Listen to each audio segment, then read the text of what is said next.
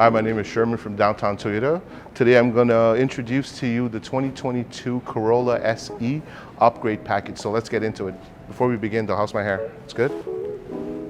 Alright guys, in the first part of the segment for this video, we're going to talk about some of the exterior styling cues that make the Corolla SE what it is and differentiate it from some of the other Corolla lineup, like the Corolla hatchback, the Corolla LE sedans, as well as the Corolla hybrids.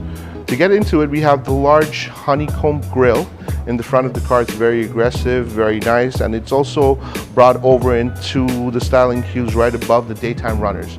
Speaking about daytime runners, that's another distinguishing factor about this car that differentiates the Corolla from some of the other models. In addition to that, we have the narrow combination headlights that blend beautifully into these nice fender lines on the car. On the regular Corolla models, we usually have our collision sensors behind the Toyota sign to prevent it from any type of road debris or anything like that. But in the SE model, it's this entire bar that you see below the emblem of reliability globally, of course, which is the Toyota sign and residual value. So right now we're going to look at the side profile of the car, which is the 2022 Corolla SE upgrade package, okay? It's only the upgrade package that you're going to see the more defined 18-inch wheels with the lower profile tires. Now, one of the reasons why we're able to put the 18-inch with the lower profile tires is because we want to give you the more aggressive driving feel that goes along with the car like this. Because this baby right here comes with the 2.2-liter motor that it shares with the same Corolla hatchback that's made in Japan. Now, do you remember the time back in the day with the previous generations on your 2014 Corolla? You could never imagine putting 18-inch wheels on it. You're gonna have to change your brakes every couple months. But this is the more enthusiastic drive, is the more aggressive car with the stronger motor. So Toyota was able to put these big, nice, beautiful 18-inch wheels with the low profile tires. So as you see from the front, we have the very aggressive fender lines. It looks a lot better, a lot more stylish and sportier than the LE models. The narrow combination headlights blend seamlessly into the hood, into the fender, into the front. As we go down, we have this aggressive line that goes all the way to the back of the car. And then if you could draw your eyes down to the bottom, this is where we have the very sporty lower skirt of the car, which is a lot different from some of the other models out there. As you can see, it blends seamlessly into the car, giving it a very aggressive aerodynamic look, and it blends nicely into the back of the car. Now, I want you guys to take another look at this. The newer Corollas these days now come with disc brakes in the back, which was something that was unheard of in the previous models because all of them were drum brakes. But given that the car has the more powerful motor now, we do need the better handling and braking power, hence the disc brakes in the back. All right guys, so right now we're going to talk about some of the rear side of the car, as well as some of the styling cues that make the Corolla SE what it is. Once again, to tie into the branding on the front wide mouth grille on the car, which was the honeycomb grille, we have the diffuser on the back that's combined with the honeycomb pattern over here. In addition to that, because this is an SE, we give it more of the sportier aesthetics, you have the dual exhaust tips over here. Now, one of the things you're going to find very similar, obviously it's not going to be the exact design, but the branding on it is going to be very similar for other Toyotas that are usually SEs, is this little slit in the bumper over here, okay? You're going to see this on the Camry, you're going to see this on some of the Siennas, but this is another one of the designing cues that lets you know that this is an S model of the car. And that is closed off finally with the spoiler that's added onto the car because this is an SE upgrade package. Okay, and so in this part of the segment, we're going to talk about some of the interior aesthetics that go along with the SE upgrade package of the Corolla. I'm going to also talk about some of the features on this car that differentiate this model from some of the lower and some of the higher models of the car. To begin with, we have this beautiful sports-oriented seats with the side bolster on it, and that's combined with the blue and white stitching in the middle. We have the great infotainment system over here, along with our 4.2-inch screen in here as well. Now, it's essential to know that this is an SE upgrade package. As a result, because it's an SE upgrade package, you're going to get a couple things in the car that you don't always get in some of the lower model packages. The first thing being the push button start. We have push button start on this car. It goes with your remote keyless entry. In addition to that, because this is an SE upgrade package, you hit the key 1, 2, you hold it down a third time, the car is going to flash its lights 5 times, and boom, the car automated starts for you remotely.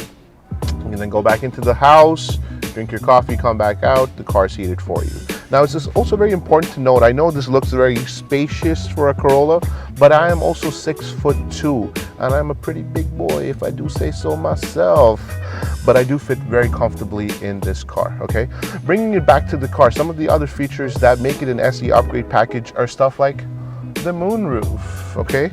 You have your automated phone charger over here, and because, you know, I'm not trying to get the tropical shakes in the winter, we have a nice heated steering wheel along with the heated seats that go along with this car.